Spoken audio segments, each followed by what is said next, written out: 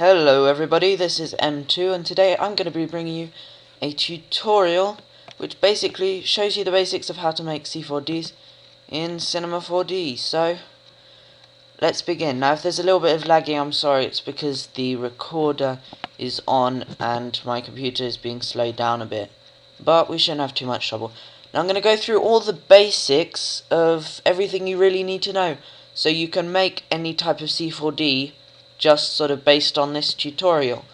I'm not going to include like bubbles and abstract, I'm just going to include abstract C4Ds, no other type. So yeah, let's begin.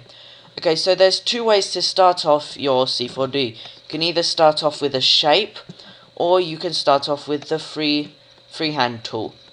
So I'm going to show you the basic way to start off as C4D, and we're first going to do it with the freehand tool, and then I'll move on and show you how you can do things with the object tool. Now with the freehand tool, what you're going to do, I already did it, but I'll let you see. You start off with the whole 3D view, and in the top right there should be a little box like this. So click it and then you'll get the 4 small boxes. Yeah, I'll change the color scheme to basic. Why not? Oh wow, this is weird. Sure. Okay, so basically you're going to, if you look at the whole screen here, go up to top right and there's this little button here, this little window. Click it and then it shows you a top, front, right and perspective view. Now what you want to do is take the freehand tool here and just squiggle lines around. It really doesn't matter. I tend to do one zigzaggy line in every box and make sure it's quite 3D-ish and not flat. So as you can see here, I built it out that way and just intersect them and go against each other and etc, etc. So you basically end up with like 4 what they call spleens here. And the way to do this, to make them solid, you need to take the loft NURBS here and then take the spleens, select them all and put them into the loft NURB. As you can see, it's made it 3D here, and it's nice, but it's a little bit sharp and kind of low quality and very, yeah, well, you know, it's quite sharp. So to make it less sharp, we're going to, you can either hold this and drag and click on HyperNURBS, or you can just click on this by itself. It'll bring your HyperNURBS layer, drag the loft NURBS one into the HyperNURBS one until the arrow points down, and release it, and it'll be a little bit smoother when we render it. Now, something not many people know, in the loft NURBS you can change the shape of the thing based on how much detail you want. So I tend to go in the mesh subdivision U, which is under the object bit, select loft NURBS first, just go through and find something you like, a shape. I tend to, the rule for me is have some parts that are quite detailed and other parts that are quite large and flat, which is what we kind of have here. So as you can see right now, I'm just using the rotate tool. I'm guessing you guys know how to do that already, so I'm not going to go through the basics, but that's basically how you do it. So once we have our shape, this is one way of making a shape, and then shapes are always duplicated to form larger shapes. So this is the basic, I don't know, building block that puts together the whole thing. Now if you want to go back to the move or select tool, you want to move your mouse and click on this bit, and this is the rotate tool, which is the 2 main ones you'll be using, but we'll stick with this one. So you want to select the HyperNURBS layer, right click it, and then go all the way down till it says current state to object, and then click it, and now you have a second version of it. So what you do with this version is you move it along. You can select this, make sure it's on this when you're doing that, but you move it along and then we've got a longer piece. But since this is kind of boring, it's the same piece 2 times in a row, you can take it, select the new layer again, take the rotate tool and then rotate it round so we have a different side of it. Now we have a larger building block. Select all of them, just drag and select them both, then click Alt G to group them together. Now they're grouped into a new thing, new null or a new group. Right click on that, current state to object again, move it along, and so on and so forth until you get a shape that you quite like. You can have bits that are detached, bits going in different directions, it doesn't really matter. So here, this is a reasonable C4D. Now I'm going to go into the basics of colouring. Now there's several ways of doing this, and I'll show you a couple that I've used in the past and that I still use. Yeah, so you want to go down to the materials section, I guess, click File, New Material, then double click on the material to open the editor.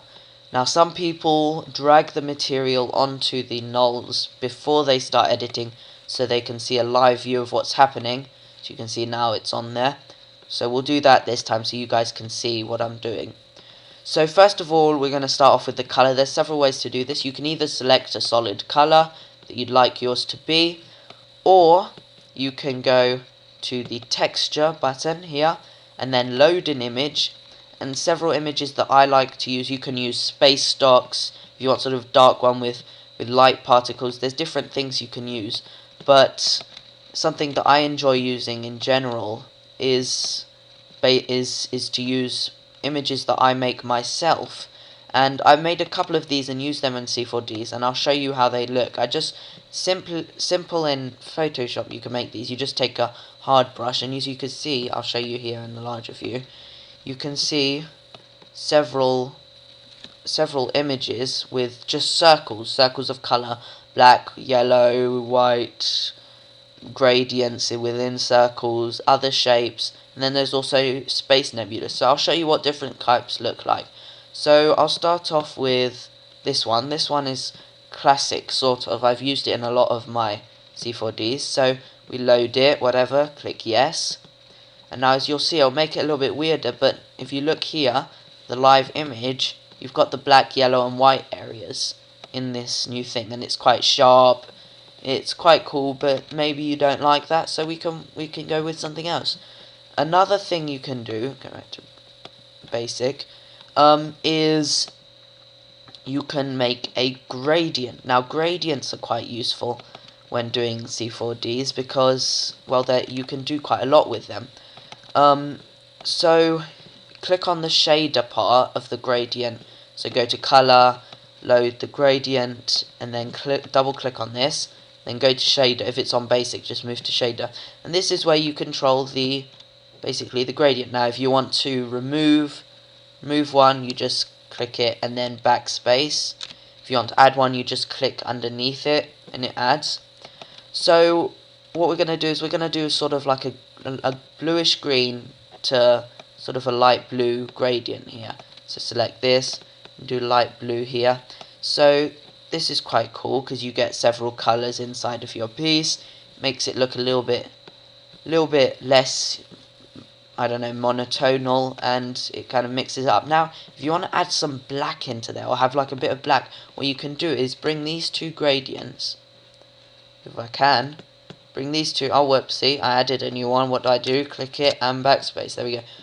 Move them to the middle, then make two new ones, make them black, and as you know, the closer you get to the other one, the more direct the gradient's going to be. So here, the black's like that. If I bring it all the way up close, it will be a very sharp line.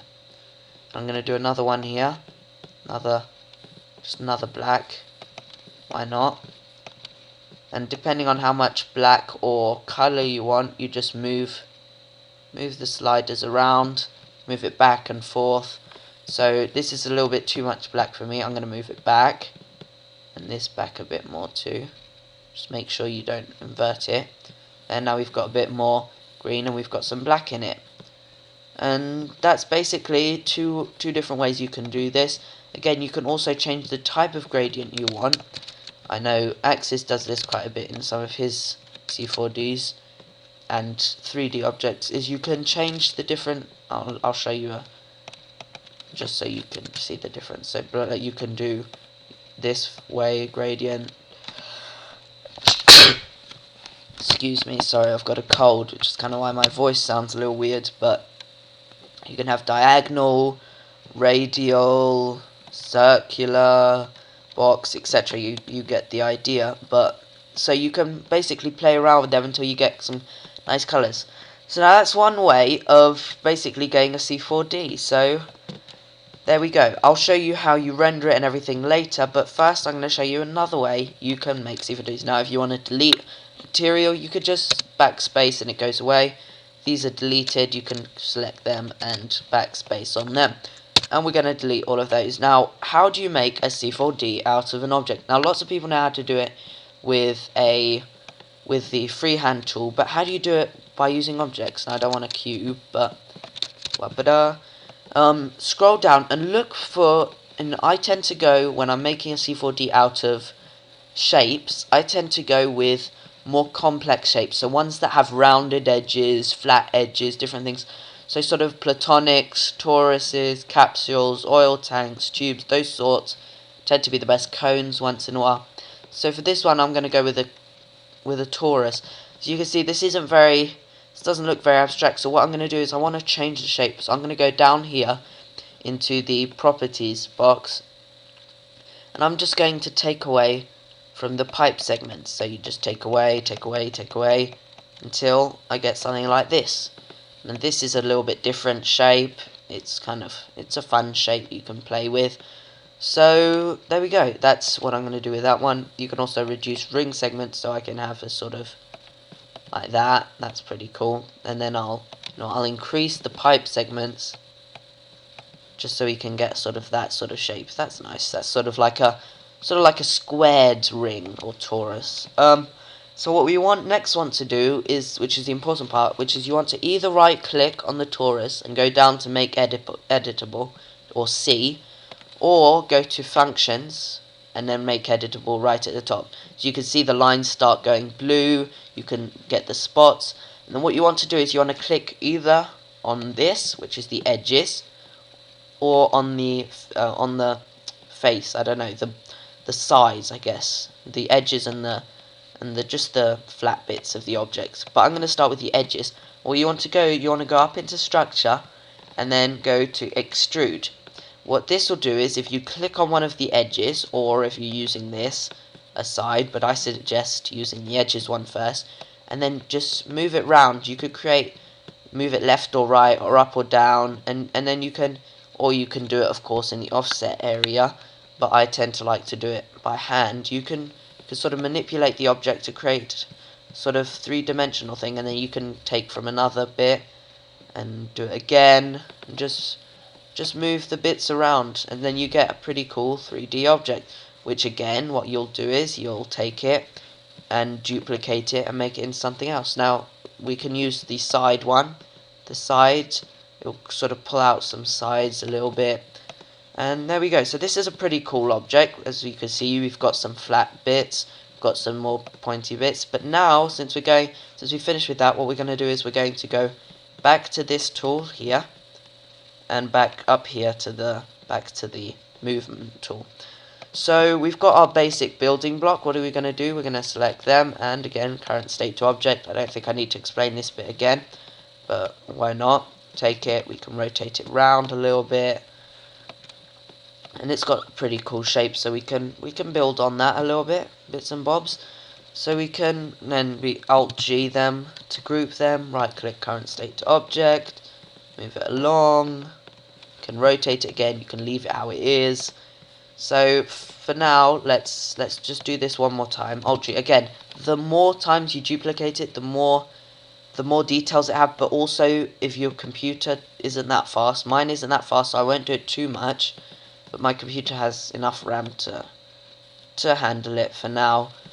Don't duplicate it too much, because it'll give you a lot more detail, but it will also take a lot longer and it'll be harder to render, especially if you have a slow computer. So we have our basic shape. Again, this isn't very creative, I haven't moved it around that much, but the idea is still there. So new material, again, double click on it, and this time I'm going to do the same thing I did last time. I'm going to use a gradient this time, since this is what I've been doing with my most recent C4D. So you pull this along to here, let's make this one black, since we always like a little bit of black in our C4Ds. Oh, and I forgot to show you something last time with the colours. I'll show you it now, and show you how it differs. Let's do a purple to pinkish one. I know Kelly doesn't like pink, but whatever. She'll survive. So there we go. We've got our sort of purpley gradient there, which we'll then use on our C4D. Now, I haven't turned the live preview on, but we can do that now. Just drag it. You can either drag it onto the nulls, or you can drag it onto the bit. But it won't do all the bit, it'll just do the most basic block you have. So this is all these, we can just set it on this, and on this. There we go. So now, as you can see, this looks pretty cool. We can rotate round, we can find the angle we like until we're ready to render it. This one's actually quite nice. I might save this one and put it in a pack later. Just hick, because I like it. Hick means like that in Arabic, by the way. Language course of the day. So if you catch me saying something in Arabic, don't be scared. It's just me. Okay, so we've got our basic C4D. If you want to see how it'll look when it's rendered, just click on this button. Now, clicking on this button, I don't really like how it looks here. It's got a lot of white reflection, and it doesn't look that clean or smooth at all. So what I'm going to do is I'm going to go into the editor, and the white thing we saw on all the black areas was the specular. Now you can either turn specular off, or you can leave it on and reduce it to 25%, which is what I like to do sometimes in my text, in my C4Ds, sorry. The thing you want to do next is to do reflection. Reflection is very important, of course, because it means it gives it a lot cleaner and more smooth look. It gives it a sort of slightly glassy or glossy look. So I normally do a reflection, bring it down to 50. Again, leave it on white here, because if I bring it down to black, it won't be a lot of a reflection. This how dark it is determines how reflectionate it is, how reflective it is actually. So now we've got the reflection on, and I've reduced the specular. If we look at the preview now, it looks a lot smoother here, and it looks a lot more constructed, a lot nicer. But I still don't like these white highlights. So what I'm going to do is I'm just going to completely remove the specular on this one. So this is the basic two ways, at least I know of, that you can make C4Ds pretty easily. Again, you can use effects here as much as you want. Effects here you can bend things, twist things, squash, stretch, explosion, but I don't tend to use those for C4Ds. So we won't include that in this video. I've got a couple more bits I want to show you guys. A couple more things that you often see in people's C4Ds, and you wonder, how did they get that there? How did they do that? So, okay, so we're going to start off. I'm just going to make a pretty basic C4D here. Just quickly go over the first way I made the C4D. If you remember, with the freehand tool in every box, just move it round here and there. Yeah, basically, and try to keep it all around the same area. See, this is okay, but it's better to keep it in one area, otherwise you'll have a big piece sticking out of your C4D, which isn't the best thing. So now we've got all the spleens, going to go in here, loft nubs, select them all, select them all, drag them until the arrow points down into the loft nubs, then a hyper nub, and drag the loft nub. I'm not going to change the loft nub settings now, since we're just really doing this quite quickly.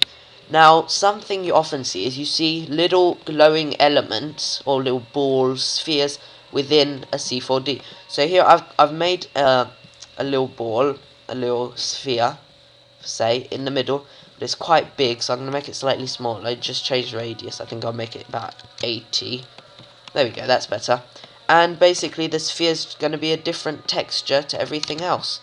So, going to be something different. We'll make it glow. I'll show you how to make things glow. There we go. So we've got these two elements. Now I'm going to start and make the material now.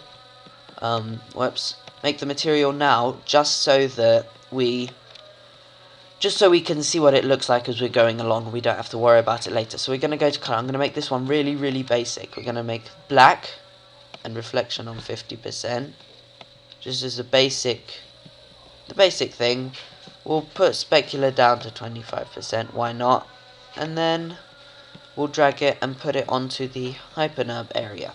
So when we look at it, when it's rendered, it'll be quite a nice little, like a black kind of like an evil Spider-Man thing going on there. Ignore me if I make random quotes to silly things, because that's just what I do. We're gonna make a new one, new material.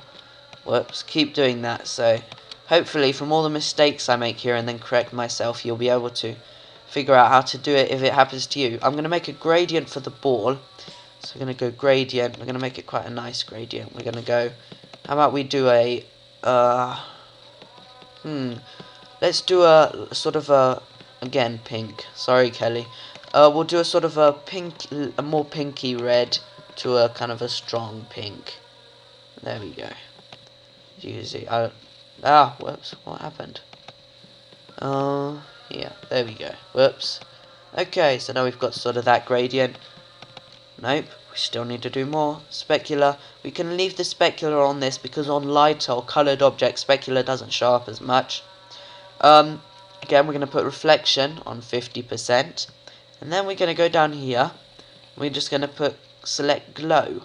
And what glow is going to do is and once this is loaded, you'll see it's kind of bright here. What I like to do is I set this on 50%, the inner strength. The outer strength I set on 100. And then it glows a little bit around it, but not too much. So again, you won't see the glow here, because this is sort of the editor window, but we will see it when we do the render preview, which is this button up here. You'll see it glows a little bit around on the ball around it. So then we have a glowing area. Alt G, so this is now our basic building block. Current state to object. Move it along. Let me go to better angle here. Yeah, there we go. We can rotate it a bit, move it round, based on how much of the pink you want to see, how much you don't want to see. And yeah, so we can basically put together a little C4D like this. So we can Alt G this, right click, current state to object. Again, you can zoom out here. If you have a scroller on your mouse, the scroller also zooms out things. Yeah, I already duplicated it. We can move it over here, bring it forward a little bit, rotate it a little more, just bring it around like that. Again, this is the rotate tool, which is quite useful in many cases. So now we've got a pretty cool piece here. We can Alt G these, right click, again current state to object, and move it one last time, just for good time's sake, old time's sake, whatever they call it. Rotate it. Now if your computer's lagging because it's too fast, what it'll do is that it will either turn into a without the colour view, where it will just be sort of an object, and if it's really lagging, you'll start just seeing boxes in the area where the C4D is. So don't worry if that happens. That just means your computer's really slow, or C4D is too fast for it, or too big for it. So see here, see how the object went black? That's because I was moving it, and then into the boxes, because I'm moving it around a lot, and my computer's currently also running Photoshop and the recording program. So now we can look at the preview. How's it going to look? Again, it takes a couple of seconds to generate a preview. Bigger it is, the longer it takes. But here's the basic preview. Now if you don't want to do a gradient, you can do just a normal colour for the balls if you want. I think I'm going to do that because right now the gradient doesn't look too good, so we can right click, just select it and delete it. We'll just make it this colour, why not? And then if you look in the editor again, the quick preview again, there it shows up like that. It reflects it a bit, so you get some nice colour bits and bobs all over the place. And yeah, so that's basically, I'll let this load, and then I'll show you the last thing I'm going to show you in this video. So sad, right? Time's gone so quick. I'm going to show you the last thing that I'll do in this video. There's the glow, as you can see. So that's a pretty cool C4D. You can make the balls bigger, smaller, etc, etc. It's all about experimentation, really. The last thing is strands. Now, if you've looked at a couple of my most recent C4D packs, which are on DeviantArt and GFXR, all over the place, if you look at them, some of them, or most of them really, have little strands going around them and out of them, and some people were wondering, how did I make those? How did I get little strands to go around all over the place? And really it's quite simple. Let me just delete these. So let's start again. We're going to grab the, I'm going to use a shape this time just to change things up a little bit. Let's do a tube this time. Again, you could change things. I'm going to reduce the rotation segments, maybe increase the cap segments a little bit, and decrease the rotation segments, and then yeah, so we get a pretty basic shape, but it works for now. Then we will again go to this tool down here, go to functions, select it first, functions, make editable, so now it's editable, and then structure and extrude. So now whatever, you can just select any edge you'd like and just sort of rotate it around. Now make sure that things aren't going too far away, because one angle can be quite deceiving and you think that it's quite close, like there, see? It looks quite close, but when you look at it from here, it's gone all the way out there and we don't really want that, so edit, undo. Now I'm going to go to the sides, we'll do a side, we'll extrude that a little bit, like that, why not? And then we can look at it, yeah, that looks relatively good for now. Doesn't really matter right now what shape we get, but you can get some pretty cool shapes by doing this. Okay, so now we've got this, just move it into position, and we're going to right click, again, current state to object, just going to move it over slightly, whoops, see, that happens sometimes because I forget to change out the tool. Select this tool and this tool, move it over like this, rotate it round a bit. There we go, so we've got basic building block. We can go Alt G just to group it. Now before we duplicate it and make it larger, look, you can see the preview, it's pretty simple, but it's got some nice edges. It's quite an abstract C4D. Before we go any further, we're going to go into this area here, as we did before. Just zoom out in all of them so you can see the whole of the mini C4D, the block we've made. Then you're going to go into the freeform tool. You're just going to do some zigzags coming off and around the C4D you've made. Just make some, you can cross them across each other. Just go all around the C4D, make sure it's sort of 3D-ish so you can see bits of everything. And here we go. I'll just do 4, that's how much I normally recommend. You can do more. And you see the lines here? Now you could duplicate some if you like some more than others. I think I'm going to duplicate this one, current state to object, then move it along like that. You can also rotate some so it's not just up, down, up, down, up, down, and left, right, so it's a bit more angled, but this looks quite angled for now. You don't need to go into too much detail with this one. But for now, that should be okay. So we go to extrude NURBS, and then this is quite annoying, but this is how I do it since it's easier to organize it. You just drag each spleen into the extrude NURBS. So I've already made one. I tend to, I'll undo this and I'll just show you how I normally do it. We'll delete this. So count how many spleens you have, just look at the top number, and then, yeah, well, we've got 5 here. And then just in here, just make 5 extrude NURBS. Now there's probably some easier way where you don't have to make 5, but this is how I do it. So this is how I'm going to teach you guys how to do it. Sorry if this wastes 2 minutes of your life. There we go. So now, as you can see, we've got our little strands everywhere. Just minimize all of these. But there's something kind of not that great about it. You see, they're quite wide. They're not that strand-like. They're more like ribbons rather than strands. So just individually select each NURB, each extrude NURB, and just you can change the movement, the size of it. So I tend to leave it 005, but if you want one to be more 3D, you can make them 555. That tends to be a good size. Again, it depends on the size of the C4D you want to make and every other detail. So once you're done with that, and I'm almost done, sorry, this takes a wee while. There we go, and 5. And as you can see, they're a lot thinner now. We can look at the render render preview, and you can see the little strands going everywhere. Yay! And what you basically do from now is you Alt G it all, then right click, current state object, move it along, rotate it a little bit, and then I'm going to rotate it a bit up too. We're gonna do what I call a smiley face C4D, which I've done a couple of, where basically the general shape is that of a crescent, but sort of like a smiley face crescent. I don't know, it's me having a little bit of fun. Alt G them together, and then current state to object, move it along, up, rotate it, and then yeah, you just again build the C4D up as I showed you previously.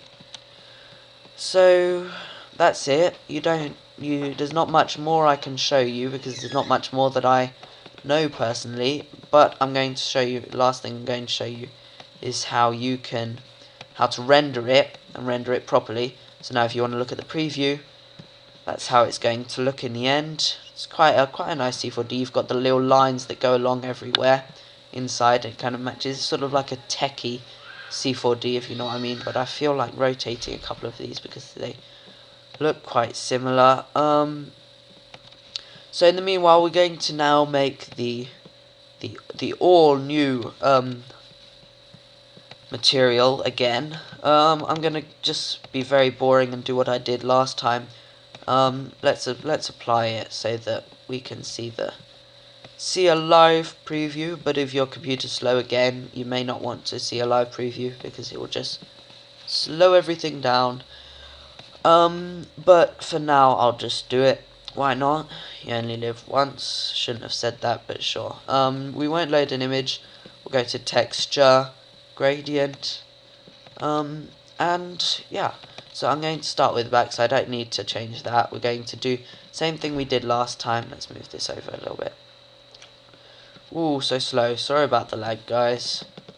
Hopefully tutorial looks good enough once it's done. We haven't really done a blue to blue one yet, so we'll do a blue to blue C4D this time. It goes sort of with the techie theme of the C4D so far. Select another blue like that. There we go. And so you can see here, it looks quite similar to some of my other ones you might have seen previously. That's because I made them like this. So if you want a quick view of how it's going to look at the end, there we go. Again, if you want there to be lighter parts of black, darker bits of black, you can leave the specular on. Whoops, I almost forgot reflection. So leave the reflection on at 50%. As always, if you want more or less specular, you can change that. But for now, we'll just go with this. So here we go. You can see it takes a little longer to render because of the reflection, but this is the basic C4D it's going to end up being. And this one looks quite nice actually, so I'll put this one on GFXR. Why not? Oh, I don't like that so much specular. Let's bring the specular down a little bit. It's kind of a pain to keep having to go back and forth, but I won't do it again. So now we're going to go into the rendering bit, where I basically show you how you can how to make it into the C4D that you see in Photoshop. So first of all, we're going to go, and you just have to use the keyboard shortcut. If you don't want keyboard shortcut, just go to render and then render settings here. But I like the keyboard shortcut. If you're using a Mac, it'll probably be Command B, but on a Windows computer or any computer when running the Windows OS, it'll be Control B. So then this window opens up, and we're going to start with the output. The output, basically, all we're going to do is decide the size of the C4D. Now I'm going to make it quite big. It's going to be 2560 times 1600. As you can see, it changes how it looks in the renderer slightly. It zooms it in or whatever. You can zoom out and change that later, which is what we will do. Now we go down to the save bit. Now we do have object glow for some reason, but that was because we used object glow on our last C4D, so you don't need any object glow. We can unselect that. Now up to the save, what you want to do is you want to select, basically, this is my C4D pack 4. You want to select the the place you want to save it. Now, oh, I don't know. I'll make a new folder. Why not? It doesn't really matter. Won't change the name. Whatever. We'll do test C4D. There we go. And yeah, there we go. Then we'll save it here. We'll save it as C4D1. Could change the name later. That's not that important. Now here's the important bit. You want to go in here, and different people do it differently, but I prefer to do it like this. Set the format to PNG. In the options, tick the interlaced button. Go down to alpha channel. Select straight alpha, but not separate alpha. At least this is how I do it. You don't need to do anything in multipass. Now different people do this bit slightly differently, the anti-aliasing. I just change the geometry to best and then leave it like that. And then we're good to go. You can adjust the size you want. And then we render it. So to render it, you just click the button up here. And yeah, I won't bore you too much with the rendering process. I'll have to end the video now. Hopefully you enjoyed this video. I hope you learnt something new from it. It will be uploaded exclusively to GFXR. I'm not sure if I'll just make it an elite tutorial or if we make it a general members one. But if you're seeing this, yeah, I hope you like it. Again, if you're not on the GFXR board because this isn't on there for some reason, go check out gfxresource.com because there's some awesome stuff going on there at the moment. If you want, you can follow me on DA, though that's not entirely necessary. It would be quite nice if you could do that. If you're already following me, good on you. Way to support me and my art. I hope you liked the tutorial again and learnt something new. And yeah, I'll see you guys next time. Tell me what you think. If this is on a forum post, just post below with what you think about the tutorial. And yeah, I'll see you next time. Bye guys.